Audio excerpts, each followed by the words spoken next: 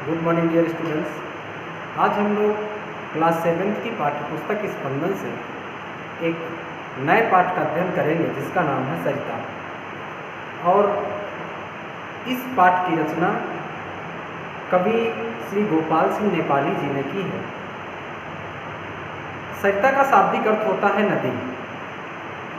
इस कविता में गोपाल सिंह नेपाली जी ने नदी के स्वरूप का अत्यंत सरल और मनोहर चित्रण किया है। नदियाँ अपने उद्गम से लेकर, उद्गम मीन्स जहाँ से वह निकलती हैं, अपने अंतिम पड़ाव तक मनुष्य को आगे बढ़ने की प्रेरणा देती रहती हैं।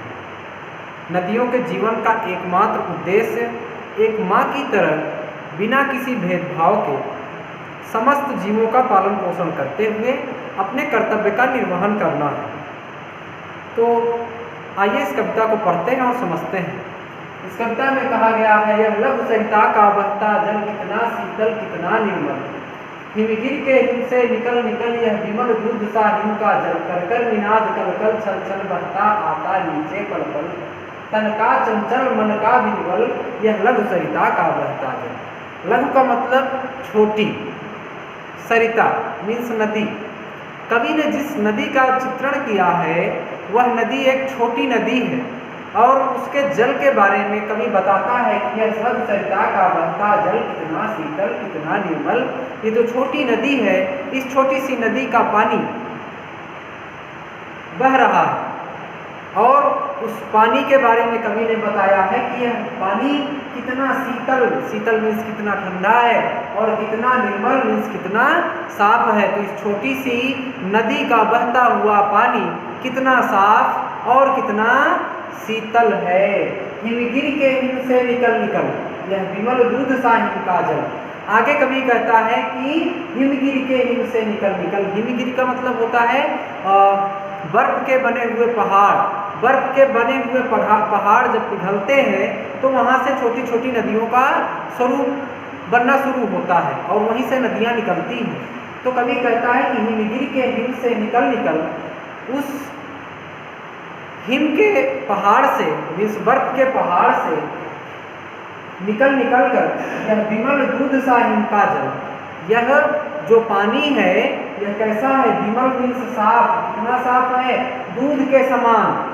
पहाड़ों से निकले हुए बर्फ का पानी दूध के समान साफ है। कर कर निनाद कल कल छल छल। और यह पानी जब उस पर्वत श्रृंखला से नीचे की ओर आता है तो निनाद मीन्स शोर करता हुआ आता है और उस पानी से कल कल छल छल की ध्वनि निकलती है।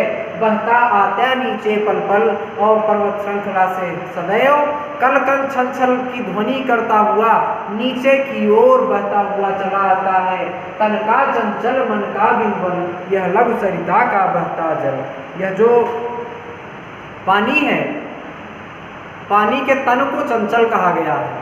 वैसे तो पानी का कोई आकार नहीं होता है, लेकिन उसके चलने की जो गति है, उसके चलने की गति के आधार पर कवि ने उसके अंदर मानवीय गुणों का आरोपण किया है और कहा है कि यह मनुष्य के मन के समान चंचल है। जैसे हमारा मन है बहुत ही चंचल होता है, प्रत्येक पल स्थिर नहीं रहता है, प्रत्येक क्षण इधर उधर चलता रहता है। उसी प्रकार यह लघु सरिता का जल प्रत्येक क्षण अपना स्थान बदल रहा है, स्थिर नहीं है। इसीलिए उसको कहा है कि यह जो जल है यह कितना चंचल है और मन इसका कितना व्याकुल हो रहा है। यह लघु सरिता का बहता जल। और उस पानी के बारे में कवि बताता है कि यह पानी बर्फ के बने हुए पहाड़ों से निकलकर दूध के समान साफ और सुथरा कल कल छल छल की ध्वनि करता हुआ, तन से चंचल और मन से विह्वल इस लघु सरिता का जल निरंतर पर्वत श्रृंखलाओं से नीचे की ओर बहता हुआ चला आता है। अब आगे चलते हैं। आगे कहा गया है, निर्मल जल की यह तेज धार, निर्मल जल की यह तेज धार करके कितनी श्रृंखला पार बढ़ती रहती है लगातार, और गिरती उठती है बार बार, रखता है तन में इतना बल, यह लघु सरिता का बहता है। तो प्रस्तुत पंक्तियों में कवि कहता है कि निर्मल जल की यह तेज धार, यह जो निर्मल जल है, साफ सुथरा यह जो पानी है, इस नदी का जो है साफ सुथरा पानी है, उसकी एक तेज धार करके कितनी श्रृंखला पार, उस पर्वत श्रृंखला की ना जाने कितनी श्रृंखलाओं में, उस चोटियों को कितनी श्रृंखला में, होता है सीरीज जो एक के बाद एक आती रहती हैं, ना जाने कितनी चोटियों को कितनी श्रृंखलाओं को पार करते हुए बहती रहती है लगातार। इस नदी का पानी ना जाने कितनी श्रृंखलाओं को पार करते हुए लगातार बह रहा है और गिरती उठती है बार बार। जब वह श्रृंखलाओं में पहुंचती है, कहीं पर ऊंचाई होती है तो कहीं पर ढलान होता है, और इसका वह पानी अपने मार्ग को बनाता हुआ, गिरते हुए उठते हुए अपने मार्ग को प्रशस्त करता हुआ आगे की ओर बढ़ता है। रखता है तन में इतना बल, यह लघु सरिता का बहता जल। और उस पानी के बारे में कवि बताते हुए कहता है कि इस पानी की जो यह तेज धार है, जो कई श्रृंखलाओं को पार करते हुए लगातार गिरते हुए और उठते हुए बहती हुई आ रही है, इसमें इतना बल है, इस पानी में इतना बल है कि यह गिरते उठते कई सारी श्रृंखलाओं को पार करते हुए नीचे की ओर प्रवाहमान है। मैदानों की ओर उस नदी का पानी निरंतर बढ़ रहा है। आगे की पंक्तियों में कवि कहता है कि करके तृणमूलों का सिंचन, लघु जल धाराओं से आलिंगन, जलकुंडों में करते नर्तन, करते अपना वो परिवर्तन, आगे बढ़ते जाता केवल यह लघु सरिता का बहता जल। प्रस्तुत पंक्तियों में कहता है कि करके तृणमूलों का सिंचन। तृणमूलों का मतलब है पेड़ की जड़ें। यहाँ पर गलत लिखा हुआ है, सॉरी, तृण की जगह तरु होगा, तरु मूलों का सिंचन करके, तरु मूलों का सिंचन, जो नदी का पानी है, रास्ते में पड़ने वाले जितने भी पेड़ पौधे हैं उनकी जड़ों को सींचता हुआ, लघु जल धारों से आलिंगन, और रास्ते में जो मिलने वाली छोटी छोटी पानी की धाराएं हैं उनसे आलिंगन करता हुआ, उनसे गले मिलता हुआ, अर्थात उनको अपने आप में समाहित करता हुआ आगे बढ़ रहा है। जलकुंडों में करते नर्तन, और जहाँ पर पानी अधिक गहरा हो जाता है वहाँ पर कुंड बन जाता है और कुंड में पानी चक्री की भांति घूमता है। इसी के लिए कवि ने उस पानी के लिए नर्तन शब्द का प्रयोग किया है कि वह जो पानी है जब कुंडों में पड़ता है तो नाचते हुए नीचे की ओर आता है, करके अपना बहु परिवर्तन, अपने रूप में, अपने आकार में कई प्रकार के परिवर्तन करता हुआ और आगे बढ़ता जाता केवल यह लघु सरिता का बहता जल। इस नदी का पानी अपने रूप में कई प्रकार के परिवर्तन करते हुए, पेड़ों की जड़ों को सींचते हुए, छोटी छोटी जल धाराओं से आलिंगन करते हुए, अपने रूप को बड़ा करते हुए निरंतर आगे की ओर बढ़ता चला जाता है। यह लघु सरिता का बहता जल इस छोटी सी नदी के पानी की यह विशेषता है कि वह क्या करता है, वह पेड़ों की जड़ों को सींचता है, वह छोटी छोटी जल धाराओं से आलिंगन करके उनको अपने आप में समाहित करता है और नदी की धारा को बड़ा करता है। जल कुंडों में करते नर्तन, जल के जो कुंड हैं उन कुंडों में नृत्य करता हुआ, अपने रूप में कई प्रकार के परिवर्तन करता हुआ और निरंतर आगे बढ़ता जाता है। यह इस नदी के पानी की विशेषता है।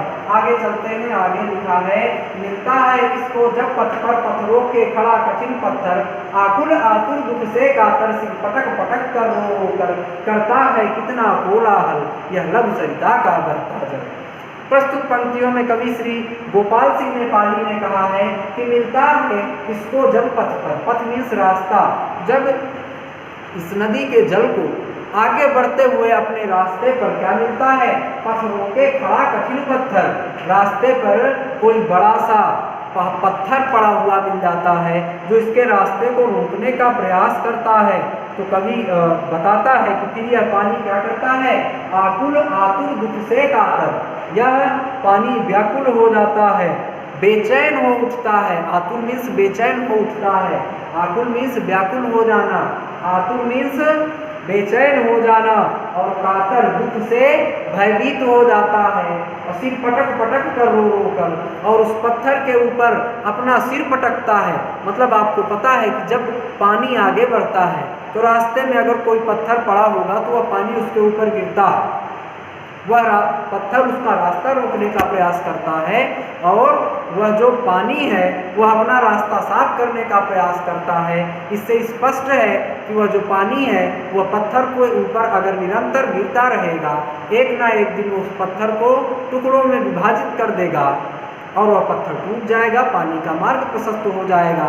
लेकिन जब वह पानी उस पत्थर के ऊपर गिरता है तो कवि कल्पना करता है, कवि कहता है कि ऐसा प्रतीत हो रहा है कि जब रास्ते पर उस पानी के एक पत्थर उसकी राह रोके हुए खड़ा है तो पानी उसके ऊपर आतुल आतुर और दुख से कातर हो करके ऐसे गिर रहा है जैसे लगता है कि उसके ऊपर अपना सिर पटक पटक करके रो रो करके कोलाहल कर रहा है, शोर मचा रहा है। यह लघु सरिता का बहता जल, अर्थात उस पत्थर को हटाने के लिए पानी क्या करता है, उस लघु सरिता का जल उस पत्थर के ऊपर दुख से, बेचैनी से और दुख से व्याकुल होकर के उसके ऊपर अपना सिर पटक पटक करके अपने मार्ग को प्रशस्त करने के लिए कोलाहल करता है। आगे की पंक्तियों में कवि कहता है कि हिमके पत्थर में पिघल पिघल बन गए धरा के वारी विमल, सुख पाता जिससे पथिक विकल पी कर अंजलि भर नद जल, नित जल कर भी कितना शीतल यह लघु सरिता का बहता जल। प्रस्तुत पंक्तियों में कवि कहता है कि हिमके पत्थर में पिघल पिघल, यह जो पानी लघु सरिता में आ रहा है यह पानी कैसे बना, तो कवि बताता है कि यह पानी बड़े बड़े पहाड़ जो हैं वहाँ पर हिम इकट्ठी है, हिम मीन्स बर्फ इकट्ठी है, बड़े बड़े पहाड़ के बड़े बड़े बर्फ के पत्थर हैं, हिम मीन्स बर्फ के पत्थर पिघल पिघल करके क्या बन गए धरा के वारी विमल, और वह पिघल पिघल करके इस धरती तक आते आते इस धरती के लिए शीतल पानी बन गए, वारी विमल शीतल पानी बन गए, ठंडा पानी बन गए। असुख पाता जिससे पथिक विकल, जिससे उस पानी को पी करके बेचैन, पथिक मीन्स राह पर चलने वाला व्यक्ति जो नदी के किनारे से गुजरता है, अगर उसे प्यास लगी है तो वह अंजलि भर पानी पी करके अपने आप की बेचैनी को शांत करता है, अपने आप की प्यास को शांत करता है। तो सुख पाता जिससे पथिक विकल, यह जो पानी है लघु सरिता का जल है जो बड़े बड़े हिमखंडों से पिघल करके बना हुआ है, या धरती पर आकर के पानी बन गया, शीतल पेय पदार्थ बन गया, जिसे पा करके राह पर चलता हुआ बेचैन व्यक्ति भी सुखी हो जाता है। पी पी कर अंजलि भर मृदु जल, और इस मीठे पानी की अंजलि भर दोनों हाथों को जब मिलाया जाता है तो अंजलि बन जाती है। दोनों हाथों की हथेलियों को मिलाकर जो बनाया गया गड्ढा है, जब इस पर पानी भर करके अगर कोई व्यक्ति पीता है तो उसको सुख की प्राप्ति होती है। अनित जल कर भी कितना शीतल यह लघु सरिता का बहता जल, यह पानी जो निरंतर पत्थरों से टकरा करके स्वयं को जला रहा है, जलाने के बावजूद यह कितना शीतल है, यह लघु सरिता का बहता जल। तो प्रस्तुत पंक्तियों में कवि श्री गोपाल सिंह नेपाली ने बताया कि इस छोटी सी सरिता का जल जब हिमखंड पिघलते हैं तब बनता है, और धरा पर आते आते यह शीतल पानी के रूप में परिवर्तित हो जाता है। और जब कोई बेचैन प्यासा राही इस पानी की 2 अंजुलियां भर करके पीता है तो उसे सुख की प्राप्ति होती है। और आगे कवि कहता है कि यह जल निरंतर पत्थरों से टकरा करके स्वयं को जलाता है, फिर भी इस लघु सरिता का जल कितना शीतल है। आगे की पंक्तियां हैं, कितना कोमल कितना वत्सल रे जननी का वह अंतस्थल, जिसका यह शीतल करुणा जल बहता रहता युग अविरल, गंगा यमुना सरयू निर्मल यह लघु सरिता का बहता जल। तो कवि कहता है कि कितना कोमल कितना वत्सल, यह जो पानी है इसमें कितनी कोमलता है, कितनी मधुरता है, कितनी मृदुता है और कितनी वत्सलता है। वत्सल क्या है, जैसे माँ का व्यवहार हमारे प्रति होता है उसे ही वत्सलता कहते हैं। जब हम माँ की गोद में होते हैं तो हमें अपार सुख की अनुभूति होती है, हमारे सारे दुख दर्द सभी समाप्त हो जाते हैं। उसी प्रकार जब हमें प्यास लगी हो और हमें शीतल जल प्राप्त हो जाता है तो हमारे सभी दुख समाप्त हो जाते हैं। तो कितना कोमल कितना वत्सल रे जननी का वह अंतस्थल। और अंतस्थल का मतलब होता है हृदय। यह जो पानी है, जब हम इस पानी की गोद में जाते हैं और हम गर्मी से बेचैन हों तो इस पानी की गोद में जाते ही ऐसे लगता है जैसे कि यह हमारी माँ का अंतस्थल हो, माँ का हृदय हो। जब हमें माँ अपने हृदय से लगाती है तो हमारी सारी समस्याएं दूर हो जाती हैं, सारे दुख दूर हो जाते हैं। उसी प्रकार जब हम गर्मी से बेचैन होकर के इस पानी के हृदय में पहुँचते हैं तो हमें ऐसा लगता है कि हमारी सारी समस्याएं दूर हो गई। जिसका यह शीतल करुणा जल बहता रहता युग युग अविरल। जिसका यह शीतल मतलब यहाँ पर नदी के लिए माँ का प्रयोग किया गया है। नदियों को भारत में माँ की संज्ञा प्रदान की गई है। हम गंगा जी को माँ कहते हैं, यमुना नदी को माँ कहते हैं। इसी प्रकार अन्य सभी नदियों को भी हम माँ पुकारते हैं। तो उसके लिए माँ का प्रयोग किया गया है कि जिस माँ का यह शीतल करुणा जल है बहता रहता युग युग अविरल। अविरल मीन्स बिना रुके हुए। ये जो हमारी माँ है उसका यह शीतल जल, इस नदी माँ का शीतल जल युगों युगों तक बिना रुके हुए निरंतर बह रहा है। और गंगा यमुना सरयू निर्मल। और माँओं के बारे में बताया गया है कि कौन कौन सी माँ हैं।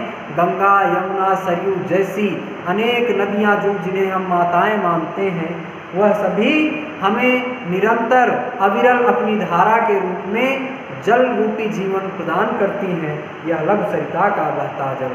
तो प्रस्तुत पंक्तियों में कवि ने एक नदी के चरित्र का चित्रण किया है और नदी के स्वरूप का अत्यंत ही सरल और मनोहर वर्णन किया है।